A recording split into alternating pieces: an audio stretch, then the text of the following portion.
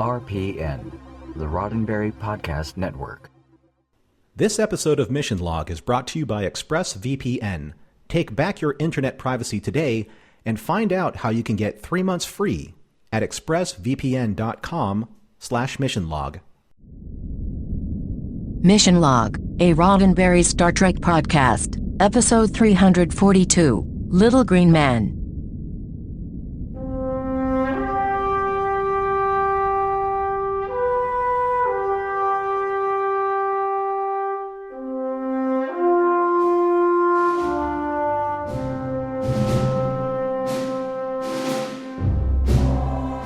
Welcome into another episode of Mission Log, a Roddenberry Star Trek podcast. I'm John Champion. And I'm Norman Lau. Each week on Mission Log, we take a deep dive and even risk altering the timeline in order to find the morals, meanings, and messages in every episode of Star Trek. This week, Little Green Men, the one where 3 alien males of somewhat diminutive stature and really more orange than green skin show up out of time, out of place, and throw an army base all out of whack. But before we get into that, I would like to let you know how you can contact us, so please isolate your subspace carrier waves for the following contact frequencies. Mission Log Pod is where you can find us on Facebook, Skype, and Twitter.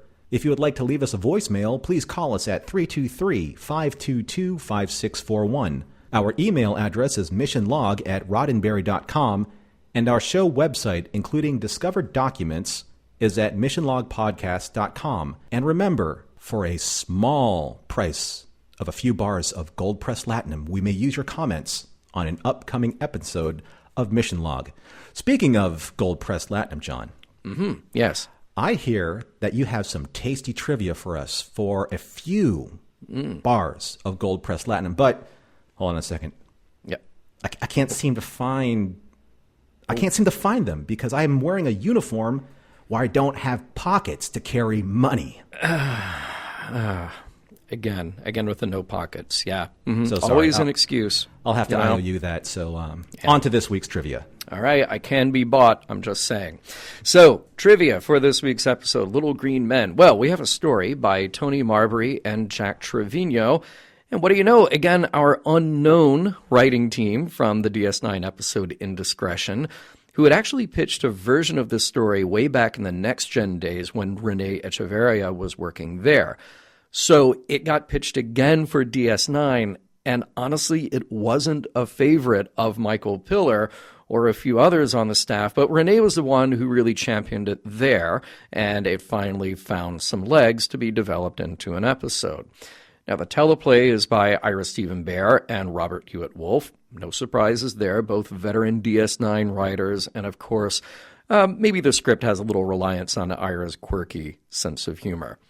Now, it was directed by James L. Conway, and yes, he directed 3 episodes of TNG, and yes, he's got several DS9 and more to come as well, but it is worth noting here that he also directed the 1980 movie Hangar 18, a place that gets name-checked in this very episode.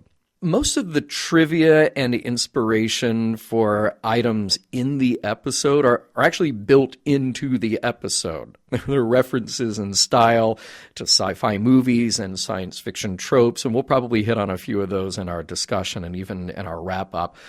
There's a fun little detail that I wanted to point out early on here. There's a pinup calendar that we see at the Army base. You have a pinup kind of very closely styled after a similar shot of Rita Hayworth. And the title on that calendar is My Love Has Wings. And it's a line from a poem that Gene Roddenberry wrote back when he was a pilot. The original poem is written about a pilot really thinking about talking to his airplane. So, literally his love has wings.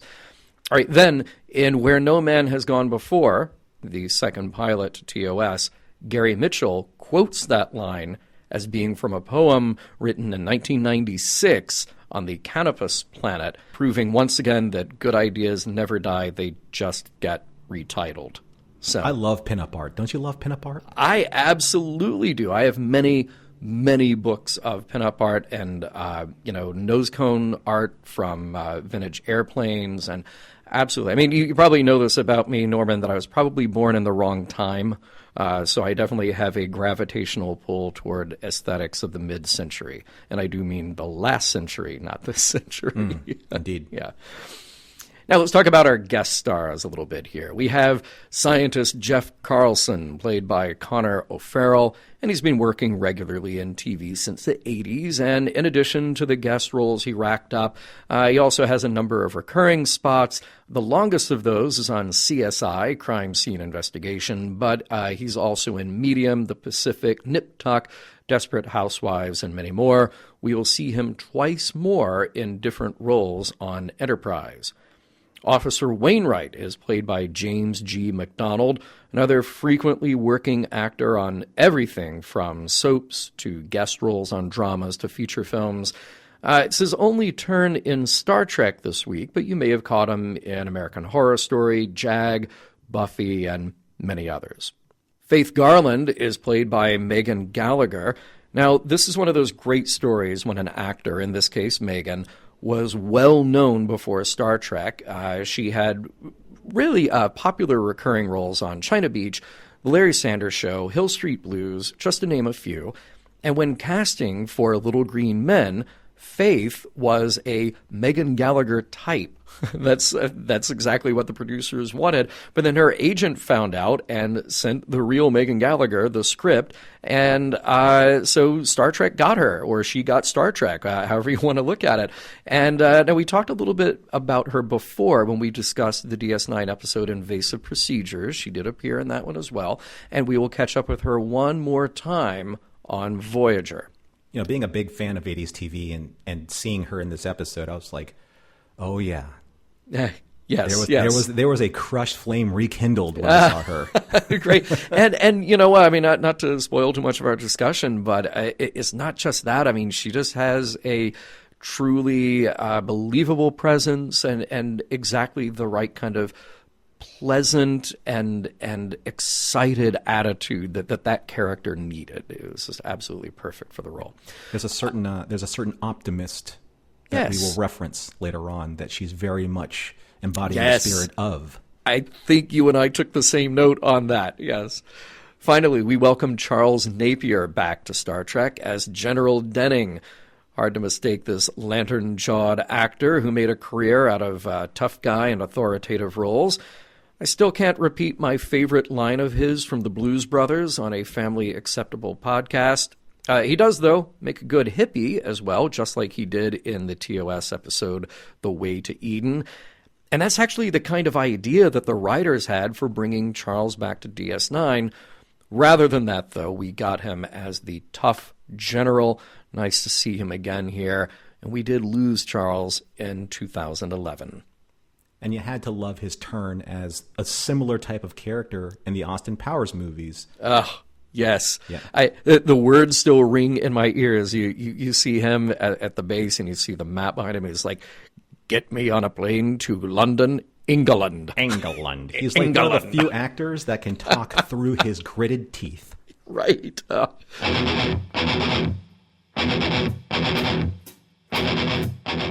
It's a tale as old as time, dropping off the kids at school while operating a highly illegal smuggling operation. Let's see how it works out for Quark.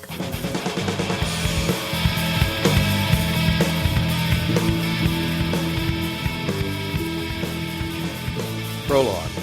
Nog is preparing to go off to Starfleet Academy with the time-honored Ferengi tradition of selling off his childhood things. A tooth sharpener, a spring ball racket he acquired from Major Kira. You know, the usual stuff. Everybody is happy for him, though. They want Nog to take his best shot and don't blow it. Quark, who still disapproves, crashes the proceedings, though, to tell his brother Rom to come with him. Their ship has come in. Literally. Quark had loaned their cousins some money with the promise to one day pay it back with a ship of his own, and he made good on the promise. Rom checks it out, and the ship checks out. All is good. She's ready for a maiden voyage. Quark has in mind someplace safe, yet far away. How about Earth? It's a win-win. They'll drop off Nog at the Academy, and unbeknownst to everyone else, Quark has some contraband to unload. Act 1. Quark leaves Morn in charge of the bar. Nog and Jake share their goodbyes. O'Brien and Bashir present Nog with a little gift, a pad with a complete guide to Earth's history and customs that will probably most definitely come in handy, and he should probably start reading it right now. The newly christened Quark's treasure is ready. The three Ferengi climb aboard their starship and head for the skies. On the ride, Nog brushes up on human economic history. Quark just wants to go faster and demands another tenth of a warp factor out of his brother when it is revealed that Rom knows Quark is smuggling chemosite. Of course, he and Nog will keep quiet for a piece of the action. Quark relents, they step on the gas a little more, and they make it to our solar system in no time. There's a problem, though. The warp drive has been sabotaged, preventing it from shutting down. They'll keep accelerating until they fly apart, unless they act fast. Rom is struck with inspiration, venting plasma from the warp core into the cargo hold full of chemosite, which should reverse the reaction. Much to Quark's surprise, his brother is a technical genius who can solve the world's problems without even trying. It works. Kind of. The ship comes out of warp, but the next thing we know, Quark, Rom, and Nog are on examination tables in a very 20th century room, being observed by a very 20th century-looking Army Air Force officer who makes a call to his general that one of the Martians is awake. The calendar on the wall shows it's July 1947. Act 2. The military, headed by General Denning, are doing what they do, denying the reports of a crashed Martian spacecraft in Roswell. The scientist, Jeff Carlson, is doing what he does, looking at the aliens with curiosity. The sympathetic nurse, Faith Garland, wants to make sure that they're all right. And the Ferengi are doing what they're doing, being very frustrated at being locked in a room, no idea that they are being watched from behind a two-way mirror. Quark's screams aren't understood, though. His voice comes out in Ferengi. So the soldiers go in, guns pulled, and with orders that the scientists try to figure out who they are and what they want. It's not going well. The humans open with the standard, "We come in peace," and the Ferengi have no idea what's being said. Apparently, their embedded universal translators aren't working. It's kind of a mess. Three Ferengi slapping their own heads to sort of reboot their translators, the soldiers mimicking them as if it's some kind of communication. Quark gets it. These humans are everything he expected, and just as Nog has read, greedy, reactionary, and dumb. This might be an opportunity. Act 3. In their own language, the Ferengi are putting together pieces of what's going on. The translators probably aren't working due to radiation from nuclear fission, unthinkable in a planetary atmosphere, yet these primitive humans do that with bombs. Quark is appalled at all the smoking going on, and yes, Nog points out that these primitives willingly paid for the opportunity to poison themselves. Quark smells another business opportunity, but Nog warns him not to do anything to disrupt the timeline. The humans, now just Jeff and Faith, who are an item by the way, in their language speculate that these advanced beings could teach humanity so much and serve as inspiration that maybe, one day, we too will travel to the stars. Meanwhile, the military are doing what they can to study the Ferengi spacecraft, noting that President Eisenhower wants answers, and soon. The breakthrough comes, though, when Rom notices Faith's hairpin and motions that he'd like to see it. He then uses it to hit the reset button on the translators, and it works. When Faith brings in General Denning, it's Quark now who makes the introduction. He's Quark, the chief financial officer of the Ferengi Alliance, and he's got a business proposition. Act 4. It's all about technology. Quark says he can make the general a deal. Advanced technologies, including weapons, beyond their wildest dreams. It only cost them a couple million bars of gold. Denning is not impressed, but Quark just says he can take his business elsewhere, like maybe to the Russians? Denning can't do too much about it on his own, but he can try to get clearance from the president. Left on their own, the three Ferengi concern themselves with the idea that they really just need to get to their ship and get out of there, all of which Quark says he can do. He just needs to work this angle with the general. In their room, a dog from the base that's hanging out with them gives a bark, then jumps up and puts his paws on Quark's shoulders. It's not a dog at all. It's Odo, who secreted himself aboard their ship to figure out where all this chemosite was going, and he's there to arrest Quark for smuggling. Here they are now, all 4 of them stuck on Earth, in the past, but the ship still works. Rom's got a plan. If they can use an additional energy source, he might be able to reverse the reaction that brought them there. Quark has no plans now to leave, though. These humans are so greedy and gullible, he has his sights on running the whole planet. Then they'll use their future technology to run the whole quadrant, then the galaxy. Who cares about the timeline? Odo objects. He'll have the ship ready in 6 hours. They will all be ready to leave. General Denning tells his officer, Wainwright, that the president is not ready to make a deal. Therefore, it's up to them to figure out what these aliens are really up to. Now it gets serious. Wainwright and his soldiers come into the room, throw hoods over the Ferengi, and take them into the interrogation room to find out just what they're doing on Earth. Faith emerges from the shadows with a syringe. Act 5. That syringe, full of sodium pentothal and 4 more just like it, do nothing but make Quark scream in agony, and Faith is fed up with these torture tactics when they should be treating the Ferengi as guests. With the truth serum not working, Wainwright starts to threaten dissecting the Ferengi. Each one in turn trumps up a new story. Rom just whines that he wants his Moogie, while Nog makes up a whole narrative about a Ferengi invasion fleet. Of course, Wainwright totally buys into this. Quark just says, hey, he's there to sell things. The more Wainwright buys Nog's story, the more Nog embellishes. He'll even show the officer on a map if he can be untied.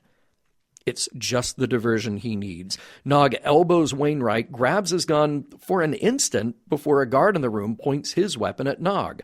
Seeing an opportunity, Jeff and Faith help, though, overpowering the guard and Wainwright. They help the Ferengi escape, only to be caught outside the door by General Denning and more soldiers. From behind, though, Odo has morphed from the tire sitting on a jeep to overpower the men and creating an escape for all of them to get to the hangar where the Ferengi ship is being stored. With the knowledge that an atom bomb test is occurring soon, it's just the energy burst they need to reverse the accident that brought them there. Faith and Jeff are a little starry-eyed, helping the aliens get back to where they belong. It's inspirational for them that maybe one day humanity will travel to the stars as well, to which Quark says they should really just stay put. Zipping off in Quark's treasure and leaving General Denning to merely acknowledge that the Army had a run-in with another weather balloon, the Ferengi head straight for an atomic bomb mushroom cloud. Rom exposes the chemosite on board to the beta radiation, a time warp opens, and, what do you know, Earth, circa 2372. Their ship is hailed to see if they need assistance, and all is well for getting Nog to the Academy. Back on DS9, it turns out Quark had to sell his new ship for salvage, and that paid for the return trip. Odo wastes no time, though, telling Quark that he's still under arrest for smuggling chemosite, which leaves Rom to find a lawyer, possibly a referral from their cousin Gala. The end. And that, sir, that much fun that you have infused in your recap has earned you at least 1 bar of gold press lightning. A whole bar. A whole bar. How many strips make up a bar? Do we know? I don't know. Okay. I don't know. All right. Because I'm Starfleet, and I don't understand currency because I don't need it. You don't have, right, of course. How would you? You got no place to carry it. You got replicators everywhere. You probably have one in your room right now, for all I know. I'm just saying. Hey, one thing that I do understand and I can sympathize with, and that is selling your childhood possessions when you go off to college. I think that's a pretty human thing, too, for some humans, although I'm still trying to do it, as the boxes of action figures will attest. Wasn't always good at getting rid of childhood things. So that whole thing with Nog at the beginning and selling off of his stuff, and if he's going to be at Starfleet Academy, what does he need all of the profits for, unless he's going to do things that need money? Right. Oh, man, talk about another culture clash coming up. I mean, it's just an interesting thing. Yeah, I see him having a lot of late-night poker games at the Academy. Yeah. Exactly. Yeah. Yeah.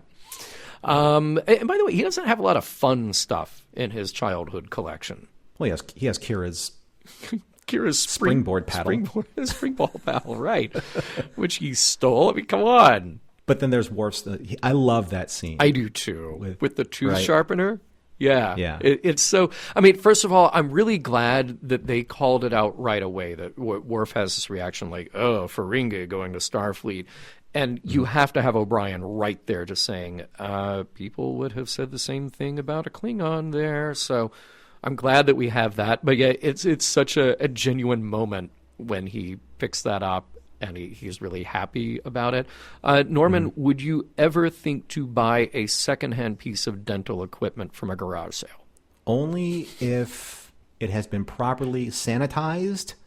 And I'm sure that if you stick it in a warp reactor, it could probably take care of some of those unidentifiable germs that are in the alpha quadrant or the gamma quadrant. Right, exactly.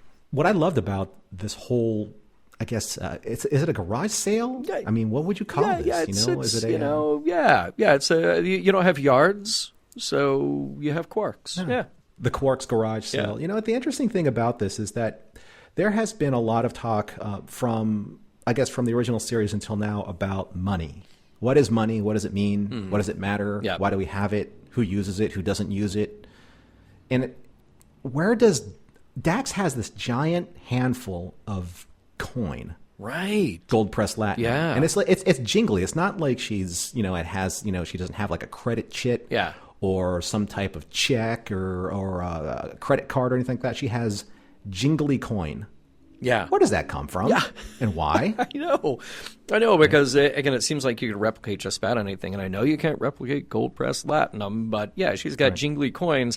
And it's not like Dr. Crusher in Encounter at Farpoint, the pilot episode of TNG, just saying, like, I'll take that fabric, just charge it to my room. What room? Your room is on a starship and you're about to leave. Come on.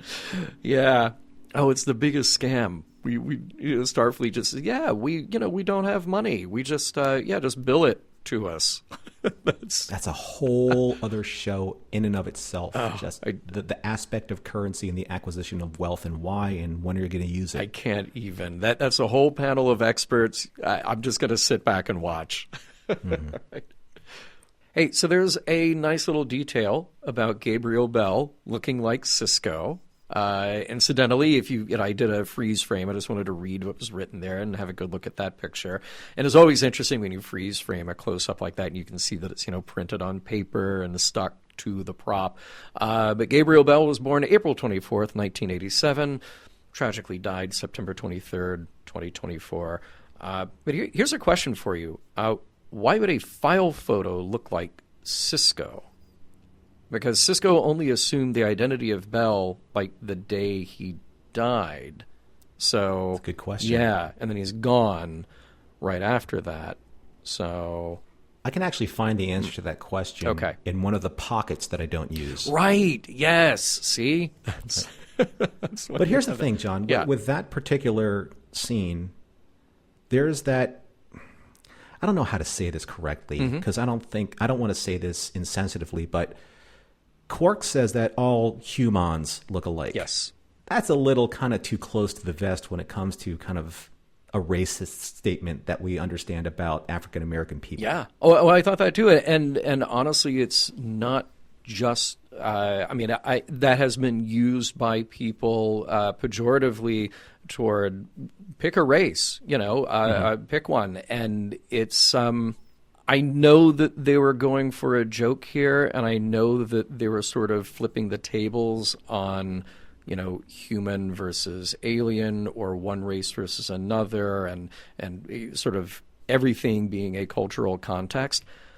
But I thought that too, because we had that picture of Captain Sisko there, African-American male, and I wondered if you would write that joke today. That's a good question. Yeah. Listeners, what do you think? Yeah, let us know. Hey, where was Odo during all of their problems on board Quark's treasure? or right after that? Did he just keep thinking like, well, this part, where they're going through a time warp, or they're about to die in the failure of the warp system, and then they have to do this stunt with creates a time warp. Was Odo just somewhere else? Just like, well, this part probably won't kill me, so I'll just keep sitting over here looking like a floor lamp. Could you imagine a scene where they're like, oh, the chemosite is going to explode, and Quark and Odo's back there like, I'm back here with the chemosite. What does this mean? Oh, I chose poorly. Right, exactly. Yeah. Oh, but he just waited until the right moment to show up as a dog. And pretty dog, by the way. I love dogs, and I love German Shepherds. Very pretty dog. Oh, there's a great little moment where they're trying to figure out if they're alive or dead, and Quark, Rom, and Nog are saying, well, wait, is this the divine treasury? It can't be, because there's no blessed exchequer, and we're not bidding on new lives. And then Nog says, well, wait, is it the vault of eternal destitution? And I love that they have this little moment of depth about the Ferengi afterlife beliefs that, of course, are all based on economic ideas. And Quark says, well, of course they can't be in the vault of eternal destitution, their version of hell, because don't be ridiculous, the bar was showing a profit. Like, that's the thing. They don't go to church, they don't pray or whatever. It's just like, if you make a profit, you'll make it to the divine treasury. So good. So their version of the pearly gates, there's going to be a version of St. Peter there looking at his tables, saying, yes. Yeah, you were in the black. Go ahead, go in. No, you were in the red. You're going down. Yes. Or you can bribe me for your way back in. Right. Oh, of course. Of course. Of course. So good. Yeah. I guess in Ferengi culture, you can take it with you. Oh, and I love the bit. I mean, of course, it's so funny to see everybody slapping their heads during the translator scene. But I love the way that in the show they express the misunderstanding of language, because it's just the sounds chopped up and maybe a little bit played backwards or something.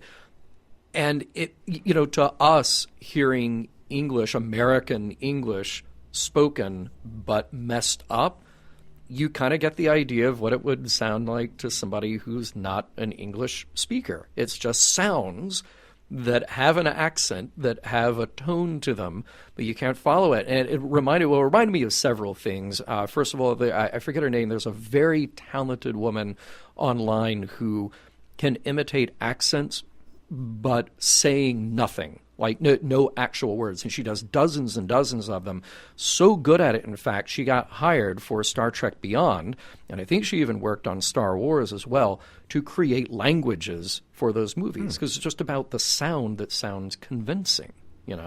And then there was another thing. There was an Italian song that was sort of a gimmicky song that came out, I want to say in the late 60s, early 70s, called, and I'm going to mess this up completely because it's a nonsense word. It's a made-up word. Prisen collen insinenchusol. And it is a nonsense song that is an Italian performer saying syllables that sound like what English sounds to a non-English speaker. Well, it's kind of like when Iron Butterfly did Inagata Davida. Right? Yes. Right? The lead singer was so hammered when he was performing that it was supposed to be in the Garden of Eden. Right. But he was slurring all of his words, and all of a sudden became that. Yeah.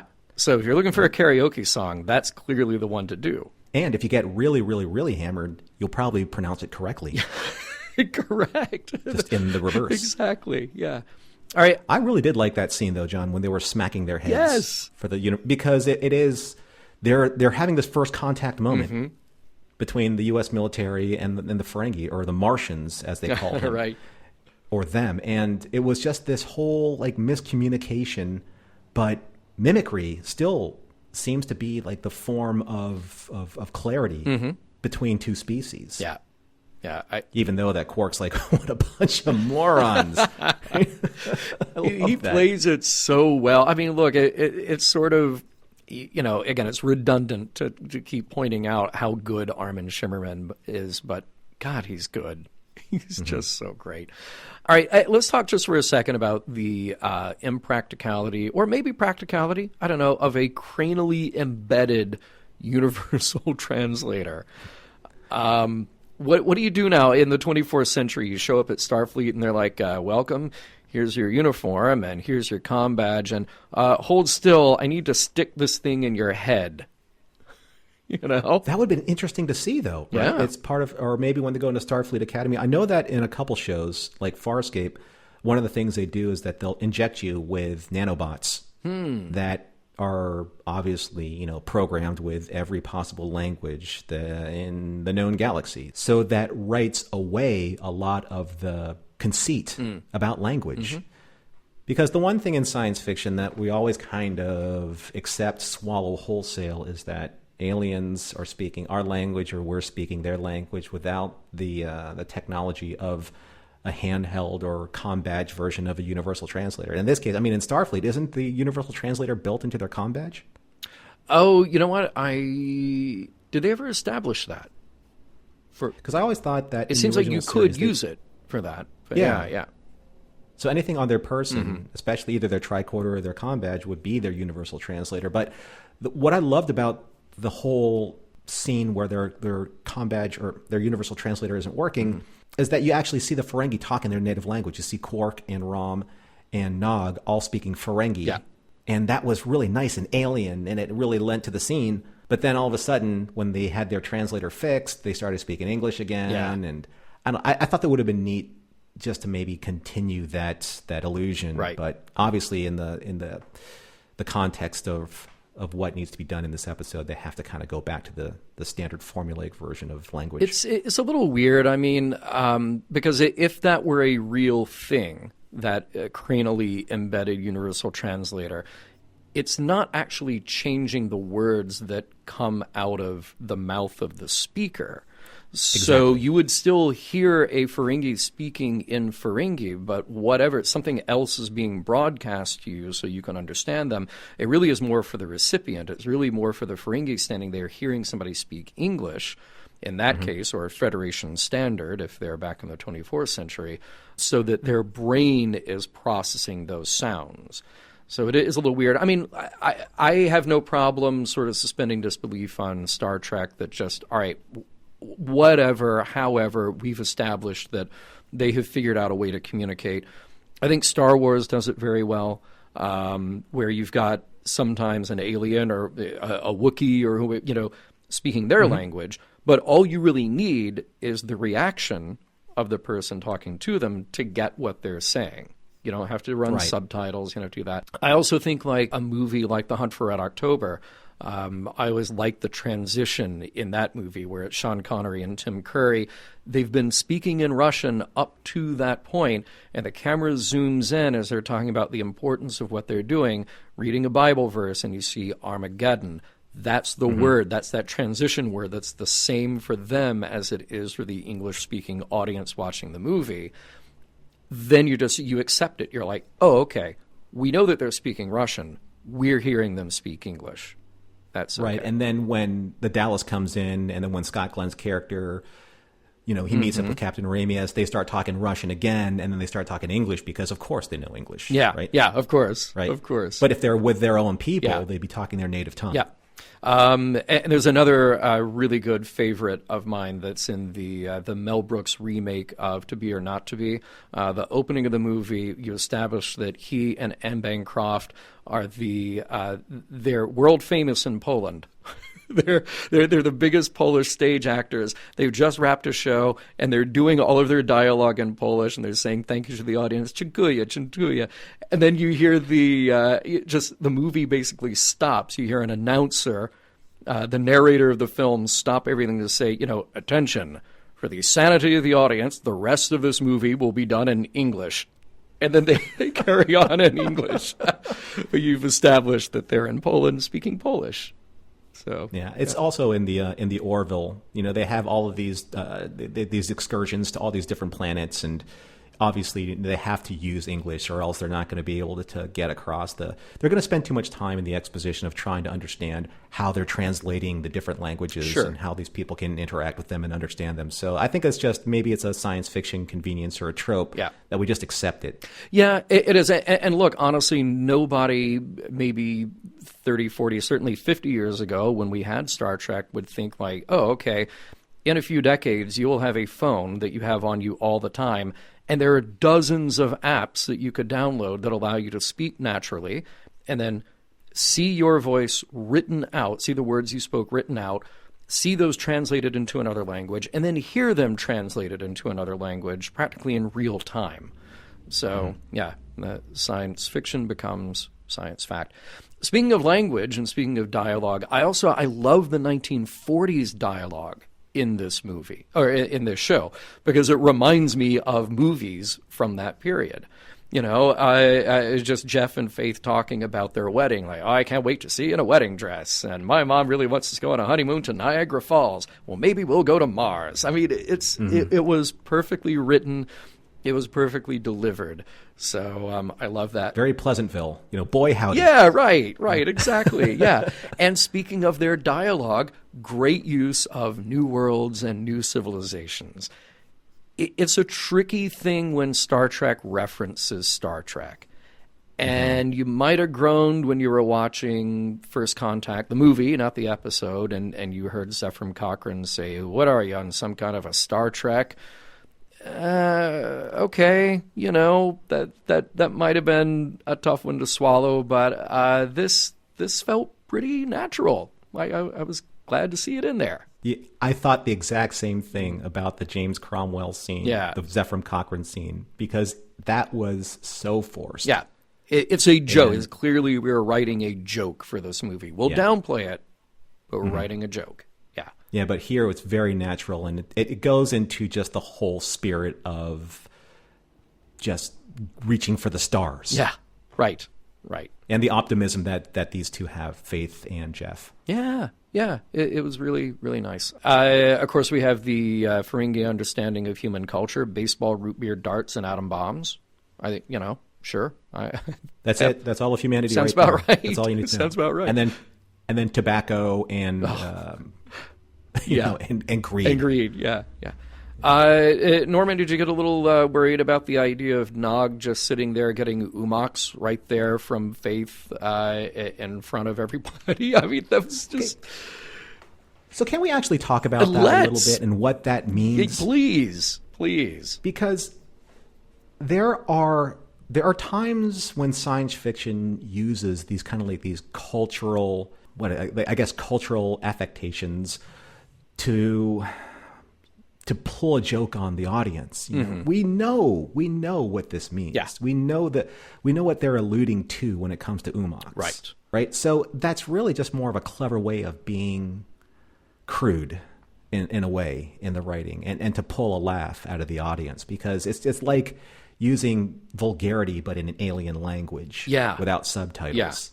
Yeah. Right. And it's not that I don't like it, but let's just call it for what it is. Yeah. You know, it really is just a way to be a little bit more mature in trying to get a rise out of the audience from that scene. And Aaron Eisenberg, he pulls that off marvelously. Oh, sure. Because I would like to have been getting umaks from Faith.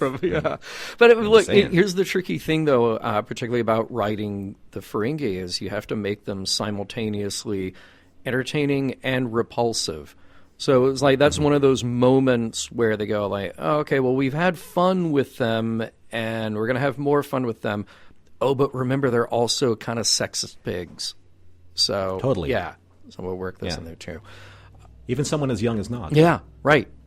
We always like to point out the rule of acquisition. Here we have number 203. New customers are like razor-toothed gree-worms. They can be succulent. They can bite back. Love it. Do they use the tooth sharpener? Oh, they might. They might just get in there when right before dinner. Hey, that scene where Wainwright and the soldiers come in and put the hoods over Rom, Quark, and Nog, take them to their room. Why do they need to put hoods over the Ferengi if we're literally just going next door with all the same people? Because human military is bad. Got it. And aliens are good. Okay. All right. Got it. Wasn't sure. Yeah. Right. And that kind of speaks to this weird part about how observant are these military people, because so you have them looking at Quark and Rom and Nog kind of 24/7. They're supposed to be on a secure Air Force base and they're supposed to be under observation. But then all of a sudden, Odo transforms from a dog into Odo, but nobody runs in the room. Right. And says, oh my gosh, what are you? We thought we had these Martians wrapped up and we're going to interrogate them, but all of a sudden you just turned from a dog into a humanoid thing. We are kind of freaked out now. Yeah, and never mind that tire that just somehow got itself onto a Jeep. And then, fortunately everybody's back is turned when it turns into an Odo again. But I love it when Odo says, now listen carefully because we don't have much time. Someone could come in any minute. Right. Well, I would hope so. Yes. Under 24-hour military observation. Oh, man. I mean, they're aliens. I wouldn't leave. I would be, I want to see everything they do. So, yeah. It's just kind of like that. So it's very typical of how they kind of portrayed what was going on with like the 1940s. It's like this, oh, shucks. Yeah. We forgot to lock the door. Right. Now what's going to happen? We got to chase those aliens across the base. Right, exactly. Gosh darn it, good golly. Oh, I want to point out that I really love that scene where they are in the interrogation, and it's sort of the one-upmanship. Wait. You want the truth? Try my version of the truth. Just going around the room and like, this is a mistake. I want my mommy. We're an invasion force. I don't know. I'm here to sell things. It was really well played. It was well edited as well. Mm-hmm. So just a nice little shout out to another fun bit. I think the one thing probably when it comes to time travel episodes is that you're always going to have somebody in your ensemble that's going to be kind of like the miracle worker, if you will. And in this case, it's Rom, because Rom obviously is brilliant. They make a point that he's brilliant. And all of a sudden, how are we going to get home? Well, if I can find a beta irradiation cloud and ignite the chemosite, then obviously I can get us back to exactly our own time when we need to be there and return the story back to our original trajectory. Yeah. And I'm just like, no, yes, okay, fine. Right. Because they did that all the time in Star Trek. Slingshot around the sun or turn back the chronometer, however you want to do it. Well, I mean, fortunately from this point on, Star Trek never relies on time travel as a plot device anymore. Or at least one that we can't anticipate being just like, okay, yeah, sure, why not? They're going to have to get back their own time sooner or later.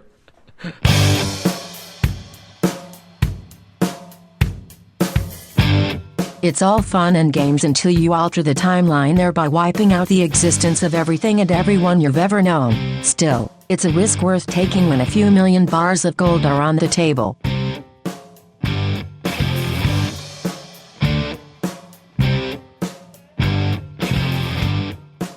We'll spend a little more time interrogating our little green men, but first, a word from ExpressVPN, giving you back your internet privacy. Norman, one of the things that I'm really proud of with the sponsors that we have is that I actually get to use the product and try it out and talk about the aspects of those products that I like. And I've been using ExpressVPN for a good long while now, literally on all of my devices, phone, tablet, computer, everywhere I go, everywhere that I work, I use ExpressVPN. And it's important to me, of course, for privacy and security. That is key. Anytime I'm on public Wi-Fi, if I'm traveling or if I'm working from a restaurant or a coffee shop or cafe, even just from a guest office or somebody else's home that I may not know, ExpressVPN is there to protect what I do by making anonymous internet browsing. It encrypts my data and hides my public IP address. Now, the other thing that I love is the Express part. VPNs, honestly, kind of always scared me off. I thought there was a lot of configuring that I had to do. I thought there was a lot of technical knowledge that I needed. One of my favorite things about ExpressVPN, once I created a name and a password and I put that app on my devices, it's a big button. I mean a huge button that just shows connected or disconnected. And it's up to me to turn it on or off, or in my case, just leave it on all the time. And it doesn't interrupt anything that I do. I can stream audio, I can stream video, I can make calls, I can browse the internet. It doesn't slow anything down, and I was happy to test that out with the service on and with the service off. Use the speed test app, no impact at all. Now, probably the best part about ExpressVPN is the cost. It costs less than $7 a month, comes with a 30-day money-back guarantee, and again, wherever I go, if I'm working down the street or out of town, ExpressVPN is there to protect my connections and keep it at a speed that impresses me every time. Protect your online activity today and find out how you can get 3 months free at expressvpn.com/missionlog. That's expressvpn.com/missionlog for 3 months free with a 1-year package. Visit expressvpn.com/missionlog to learn more. And a big thanks to ExpressVPN for sponsoring this week's show. Now, Norman, I feel like this is one of those deceiving episodes where it's all fun and games on the surface. But there are definitely some, maybe not necessarily deep ideas, but some important ideas to kick around with this one. But I think what's especially interesting about Little Green Men is that it feels like Star Trek is painting with a very broad brush here. Almost to the extent, like, if you've never watched any other Trek, or if you only have sort of a passing familiarity with science fiction tropes, then this is sort of just one episode that brings it all home. That it boils down so much of sci-fi and arguably so much of Star Trek into one neat little 45-minute package. You got aliens, you got time travel, you have all the perfect stand-ins for humanity. You have the curiosity, you have the sympathetic role, you have the paranoid role, and we're meant to identify with Jeff and Faith like we did with Edith Keeler. Hey, right? Mm-hmm. And you even get a few digs in at stupid but commonly accepted parts of the human condition, like greed and atom bombs and cigarettes. And you have some myth-making, too, with the whole Roswell thing. But pointing such a, again, it's not subtle by any means, but by specifically having the alien go to a human and say, wow, your smoking is stupid, your atom bombs are stupid, you're greedy, you're primitive. It's sort of like every great science fiction trope and almost every terrible science fiction trope, if I may quote the great Ed Wood from Plan 9 from Outer Space, you stupid, stupid humans. It really is that. But done in a very entertaining Star Trek way. It has the Star Trek veneer over it. So I think there's a lot to like here. I think there's a lot to dig into here, even if it feels like subtext is sort of out the window. Well, I mean, for me, it felt a lot like I was watching something that would have been produced by Glenn Larson in the 1980s. Oh, yeah, okay. So now, wait a minute. Are we talking Galactica 1980 with Kent McCord down on the planet as a colonial warrior but riding a cool motorcycle and then going to a Halloween party? Of course. Okay. All right. You get me. Make sure. You know what I'm talking about. Hey, of course, 1980. Viper cycles. Why wouldn't you want to... Yeah, guest star Wolfman Jack. I mean, how could I not make that connection? Yeah, it's about Mr. Z. No, it's all about Mr. Z or Dr. Z. Dr. Z. Yeah, Dr. Z. Yeah. Who I thought was like a child version of Paul Williams, but apparently not. So it's the hair. It is the hair. Long blonde hair. But I mean, back in the 1980s, you kind of have these sitcom or these very light science fiction shows that kind of deal with the traditional tropes of science fiction, either your Roswell crash or your Area 51 mythology or your Hangar 18 mythology, things like where Leonard Nimoy was, he was kind of like doing his In Search Of, or even before things like X-Files or Alien Autopsy. Mm-hmm. So you had this very, I guess, I wouldn't say like naive approach to science fiction storytelling, but something that's a little bit more sanitized. However, what really spins this and turns it into Deep Space Nine and Star Trek is that you're seeing a lot of humanity through Quark's filter. Yes, right. And this is where I think that this episode really takes shape. It's because it's about how Quark sees humanity, how the Ferengi, I guess their culture can manipulate humanity. And even though that they're trying to do so and trying to kind of like prey upon the sensibilities of humans at the time with the paranoia and the way that they're kind of fearful of things of the unknown, there is a faction in Jeff and in Faith where they look at these travelers from beyond the stars and say, you know what? If we help them, we might actually get an understanding of what it's like to be able to go out there to be this different version of humanity. And that's where I love you brought up that Edith Keeler reference, because it goes back to City on the Edge of Forever, where she's like, one day we're going to harness the atom and build great spaceships and go beyond the stars. And when Kirk and Spock are like, wait a second, she shouldn't be thinking like this. Right. That's where we see the great optimism with Jeff and faith, and more faith in this situation. But I also love how it's kind of tempered with kind of like the ugly side of humanity at this time. The military and the paranoia and the fear and the torture. And it's very 1980s spiritual science fiction. And I love that. And I think that there are certain tropes that, you see that you're like, okay, there's obviously some type of version of a very kind of standardized science fiction story. You have the guys are going to pull their guns when the aliens start doing something, and nobody's talking. And when they start talking, when the universal translators start working, people start understanding their motivations. Yeah. Quark starts understanding how he can manipulate. Faith starts understanding how she can help them get back home. Right. And I just find it very charming. I think charming is the word that I was looking for. Well, so what's interesting is, most of the time in these situations, we always get it wrong. The day the Earth stood still, we just roll out the military, just, give the absolute worst welcome possible. Sometimes we get it right, like Mars Attacks, you roll out the military, but that's not good enough because we just get laid to waste by the Martians. And there was no universal translator for clack, clack, clack, clack, clack, clack, clack, clack. Yeah, but fortunately, Slim Whitman comes along. Sorry, spoiler. But so what I think is so interesting here is that this episode is sort of encapsulating what science fiction does.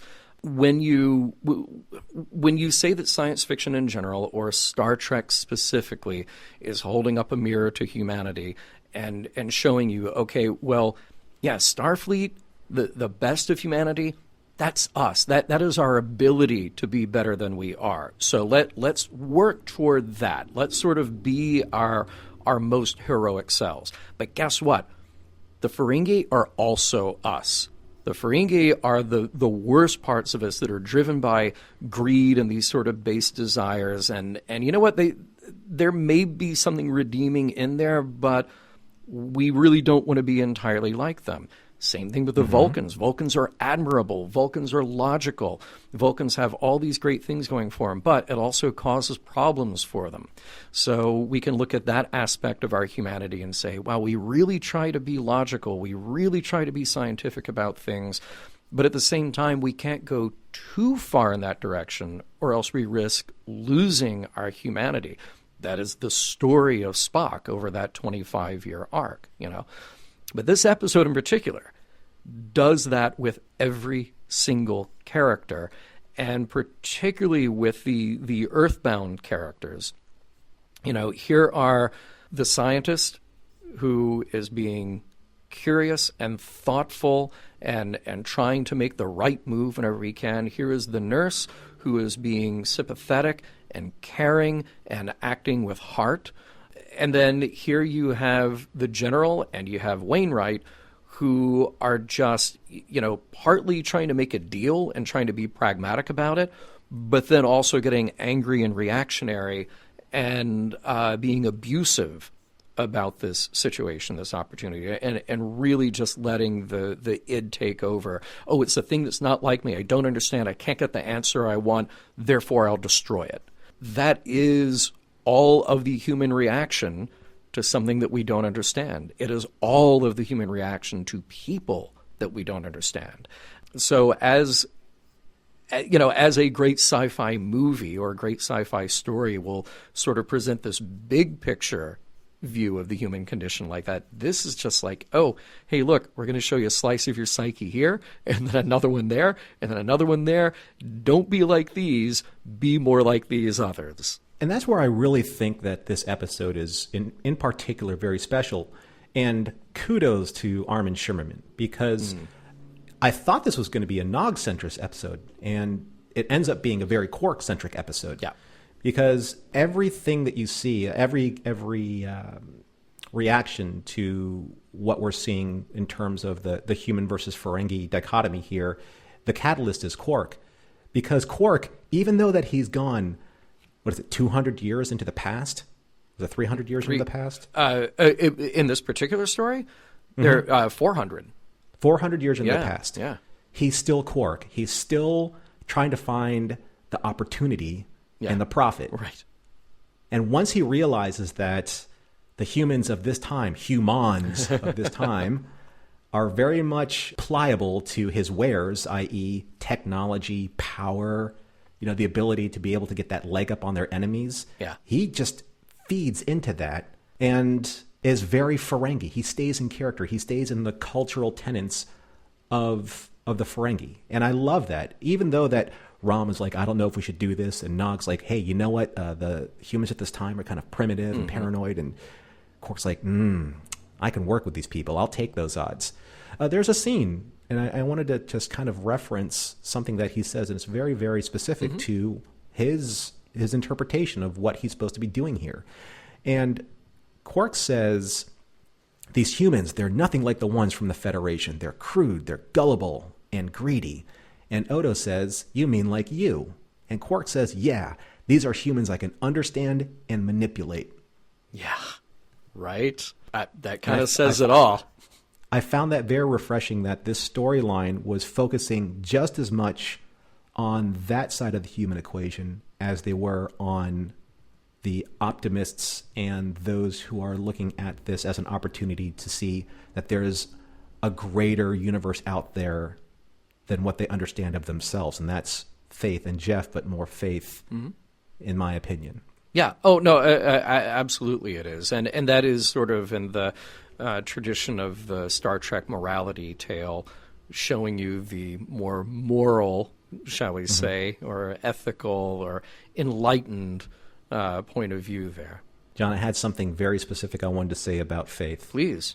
And I want you to embrace it in the spirit of what I'm trying to say. Okay. So the character of Faith, and you mentioned this earlier, the character of Faith is very much channeling the spirit and optimism of Edith Keeler. Absolutely. And we all know that Edith Keeler was from the quintessential original series episode, City on the Edge of Forever.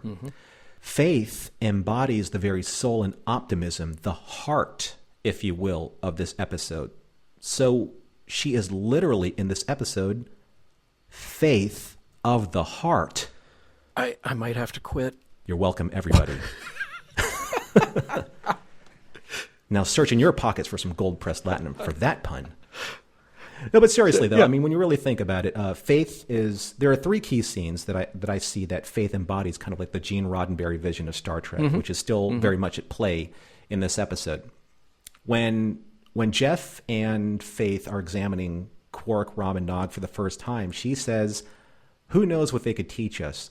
A few years from now, mankind could have rocket ships of our own. We could travel the galaxy, exploring new worlds and new civilizations. And Jeff says, always the dreamer, and Faith says, that's why you love me. You mentioned that before, but that's very Edith Keeler. Yeah. Very Edith Keeler. The next time where I think that she's influential in terms of that Gene Roddenberry vision is when the Ferengi are being intimidated and interrogated, when they had the bags put over their heads and stuck into that room with the same people who put the bags over their heads, like you said. Yeah. And Faith said, Captain, this is wrong. These people are our guests. And then the captain, Wainwright, says, they're not people, they're things. They're invaders from another world. The dichotomy there between the optimist and the side of humanity that wants to understand these alien beings and where they came from is completely at odds, literally in the same room as somebody who finds their presence as a threat to humanity. Yeah. Oh, also, I also wanted to make kind of like a side note that this is probably the most Star Trek moment for me, because when Star Trek does what Star Trek does right, it always brings up a social issue in the context of science fiction. I think both you and I are in agreement with that. Yeah. And Captain Wainwright says in this scene that there aren't any laws preventing torture and intimidation as long as it's protecting national security. Yeah. Yeah? Mm-hmm. And this is about as clear of a Star Trek moment and any as a prime example of Star Trek using science fiction to illustrate a very real-world issue that's happening right now. The manipulation of the truth and the rule of law and how it is being interpreted or misinterpreted and being enforced against immigrants, immigrations, and quote-unquote aliens, in this case, literal aliens, but in our case, aliens that are coming from different countries to the United States. Yeah. And I know that this was an episode that was done 20-something years ago, but you can't ignore the fact that that message is so prevalent right now. Well, look, just to extrapolate, I mean, look, in the context of this episode, our sympathies are with Quark, Rom, and Nog. We align with Faith being sympathetic and caring and understanding. We are horrified by Wainwright just saying, like, oh, well, all the rules go out the window when it comes to national security. So everybody in the audience watching this should be aligned to the same idea, that that is a horrible position to have. And yet, on DS9 and on our discussions of DS9 and other Star, not just specifically picking on DS9, but we happen to be in DS9 right now, there are plot points that come up in Star Trek where we go, oh, but you know what? We should actually break our rules, and we should actually compromise our principles here, because this is a really difficult thing to do, and it'll be easier to do that thing if we compromise our principles. Mm-hmm. So I'm going to point that out now, because I think we're all on the same page here about the horror of what Wainwright is saying. It's like, yeah, well, you know, we have rules, but when there's something that's really challenging and when it has to do with protecting ourselves, we're perfectly fine with pretending like those rules don't exist. I want everybody to let that sink in for a moment, because there will come other times in other episodes that we discuss where it's not that easy to be sympathetic to the person on the other end of that. And it's much easier for us as the audience to go, oh, well, you know, ooh, they're in a really tough position. I understand the reason behind the rule. I understand the reason behind holding that principle. But, oh, this one is so difficult. We really need to break that rule here. Promise we'll never do it again. Oh, but we should really break it here. Yeah, you actually referenced this really well. It's the same sentiment that you brought up in, I believe it was when we were doing Way of the Warrior, where the Defiant had to go in and rescue Ducat and his ship from being destroyed. Yeah. But they had to break their own rule and use the cloaking device in the Alpha Quadrant because they were on a mission of mercy. Yeah. But they're breaking their own rule, which was set because there's a certain ethical reasoning behind that. And every single time that you break that rule, it becomes easier and easier and easier to justify sliding down the slippery slope of ethics because you believe you're doing the right thing for the right reason. And when is a bridge too far, as I believe that's how you put it. Yeah. And this is one of those examples with Wainwright. Obviously, he's patriotic, and obviously he follows his orders, and obviously he wants to protect the sovereignty of the United States at this time from any type of enemy, foreign or domestic or alien in this case. But at the same time, though, what is he doing from a moral standpoint? What is he doing from an ethical standpoint? And how do you justify that? And how easy it is to be able to let that slide because you believe that you have been in the right the entire time. Yeah.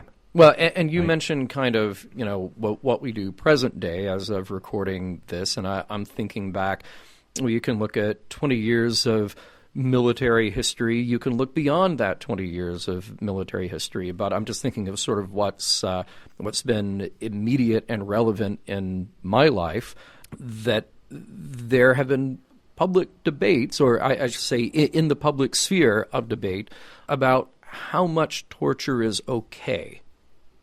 You know, and we take that seriously and actually ask ourselves, well, we don't like to think of ourselves as torturers, but, you know, well, this one time, it's going to be so much easier if we just torture somebody.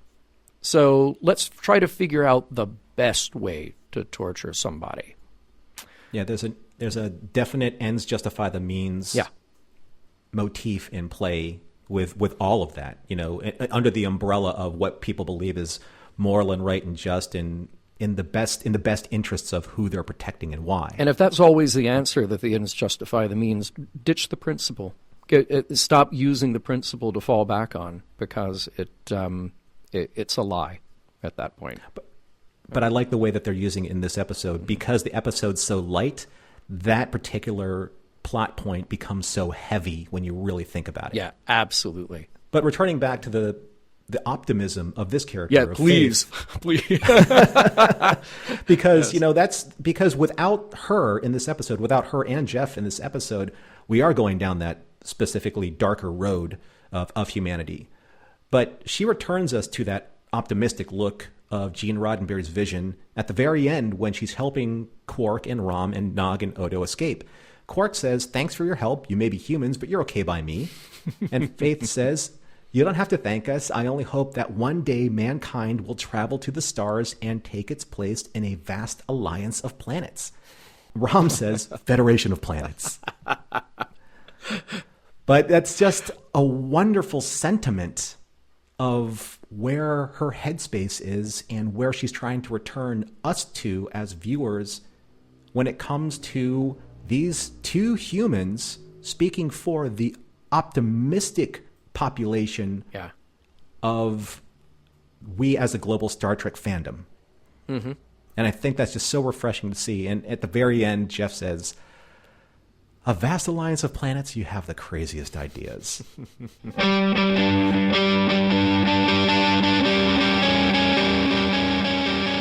Here are some more things I have learned about Earth culture, reality shows, March Madness, unlimited breadsticks, podcasts, unfriending, yacht rock, nachos, sharing your login, Riker memes.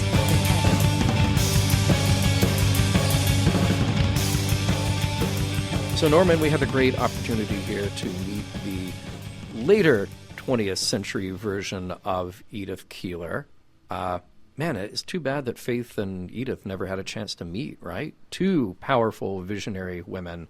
Unfortunately, Edith's time covered in so much tragedy. But we met her 1947 equivalent and got to spend time with her and those little green men. And as we wrap up our discussion today, where we'll dig into the morals, meanings, messages, and whether or not the whole thing holds up, Norman, I'd like for you to tell me and our listeners if you feel like Little Green Men holds up. Well, I think it actually really does hold up as a time travel episode and as an episode of Deep Space Nine and of Star Trek, because I see it as it's more about how it tries to fit into a significant cultural event that happened in U.S. history, the Roswell crash of 1947. And that is not just U.S. history, that's kind of global history. And it obviously has spurned a lot of these great theories about aliens and how aliens have visited us from the past and how they're still here. You have the UFO crash at Roswell.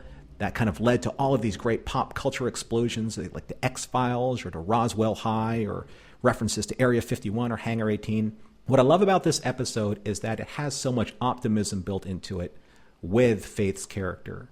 And for anyone who really does know the original series and City on the Edge of Forever, you cannot help but draw that parallel between her and Edith Keeler, because some of the lines in specific are almost the exact same tone, if not the exact same words, in various degrees. And I think that that's so important because, just like we talked about, there is a very dark tone to this episode where humanity is not at its finest, where Quark is trying to feed off of the darkness of a certain side of humanity. And when you see those two polar opposites against each other in one episode, in one narrative, you get to see what is always great about Star Trek. You get to see the entirety of the human condition in two very polarized forces that cause conversation from the narrative of what we believe humanity should be. For me, as a Star Trek episode, it kind of fits all bills. Is it tropish? Absolutely. Do I buy into the time travel? Not necessarily. It's just a vehicle, literally, and a mechanism of trying to get them to the past. But the spirit's there. The intent is there, and the nod to Gene's vision is there, stronger than I've seen it in more of the recent episodes of Deep Space Nine. And that's what I appreciate about this episode, is that it gives you that twinge of optimism at the very end that most Star Trek episodes would end on that upbeat note. I don't disagree with what is great about this episode, but I'm still I'm a little bit on the fence about it. Maybe I'm not on the fence. I do think the episode holds up, but I have some problems with it too. I think that the time travel here, it truly is a contrivance. I know you've got to get them there, and you have to have a reason to get them there, and then you also have to get them back. But man, at a certain point, it's just like in the Star Trek universe, you can travel back in time about 100 different ways. It's just no matter, we need some energy, and then the magic thing, and then boom, we're back in time, and then we just reverse it, and we're back in the present time and place, exactly where we wanted to be. There's more danger in a DeLorean time machine at this point than there is in Star Trek's version of time travel. I also feel like, and maybe this is a bad or a good thing, it doesn't necessarily contribute to the overall narrative of Star Trek. Like, yeah, it's our characters, Rom, Quark, and Nog, and Odo as well, can't discount him. And in a weird way, this is a well-produced episode, but it can feel a little dated. It's sort of that problem where you can always tell a lot about the time that something was produced when it tries to do a period piece. So like a movie made in the 1990s about the 1940s looks different from a movie made in the 1960s about the 1940s. And in this, some of those effects stand out, like that moment the dog jumps up on Quark and then turns into Odo. There's some compositing there that is a little janky, but, it's still the best of the time that it was made. And I'm also, I kind of wonder sometimes if broad swipes are the right or the wrong way to tell a Star Trek story, So you can tell Star Trek stories with subtlety, but you can also tell Star Trek stories with somebody who is literally half black on one side and half black on or half white on the other side. And that is still a brilliant episode of Star Trek. So in this one, you have sort of the science good, war bad, cigarettes bad, compassion good. And it's very in your face. And it'll sort of leave it up, I guess, to individual taste to decide whether that is the storytelling that they want or not.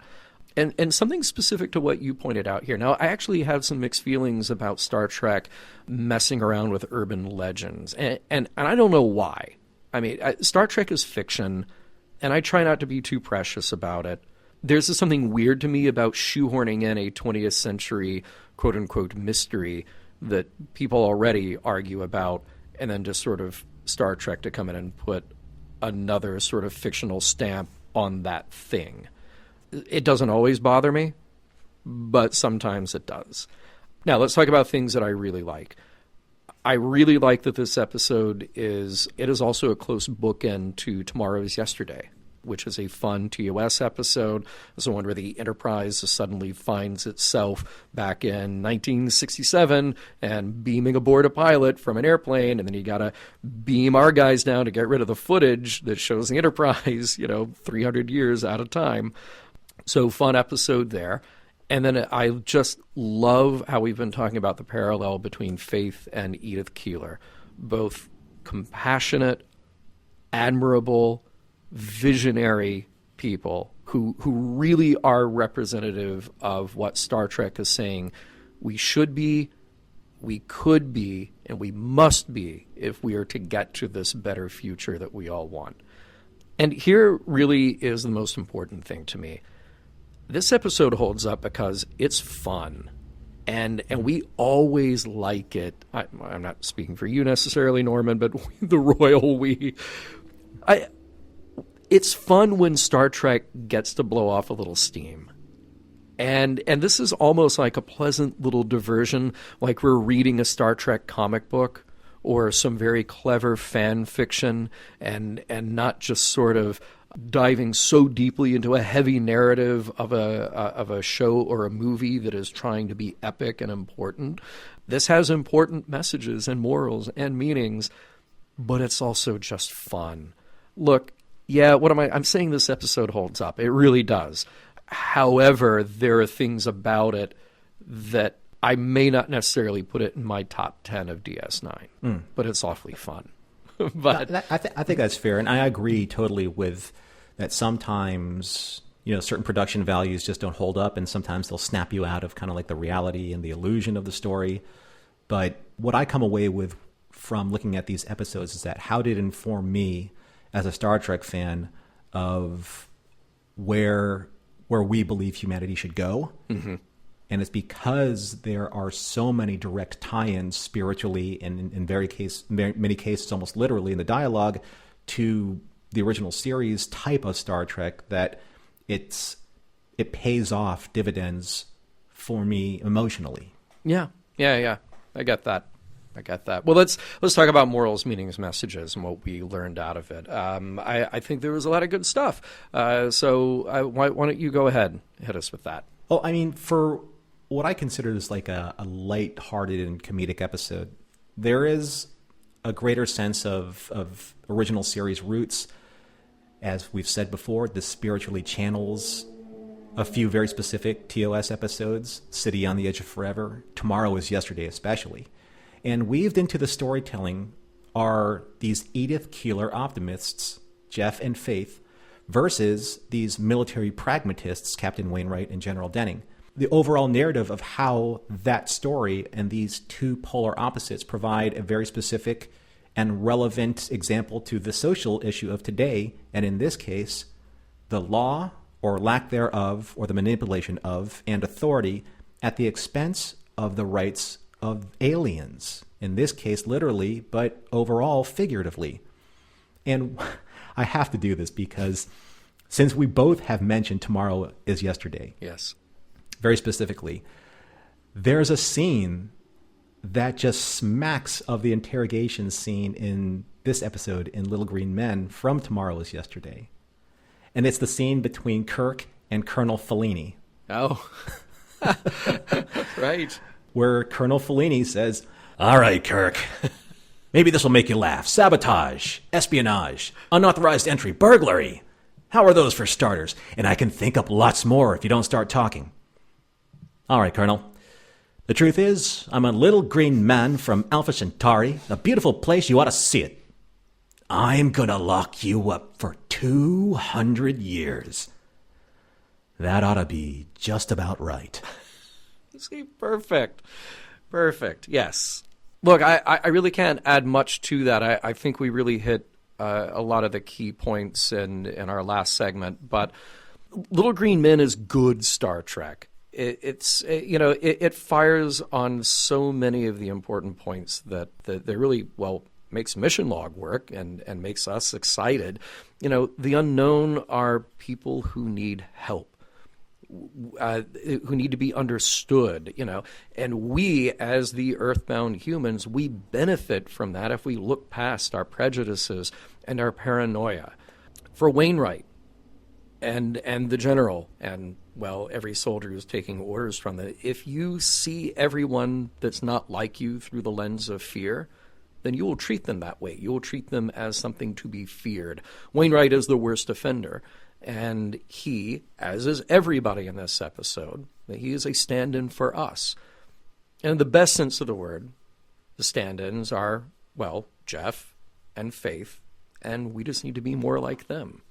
Mission Log is produced by Roddenberry Entertainment, executive producer Rod Roddenberry. You can find the Roddenberry Podcast Network at podcast.roddenberry.com, including Mission Log, Women at Warp, Priority One, The Trek Files, your daily Star Trek news, and Shabam! Shabam! If you'd like to support Mission Log directly, you can do so at patreon.com/missionlog. For more Star Trek discussion news, be sure to visit trekmovie.com. On the next Mission Log, The Sword of Kahless.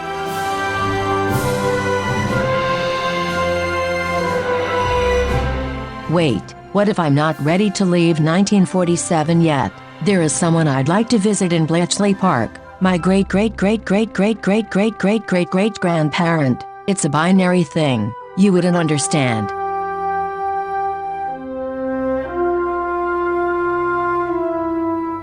End transmission.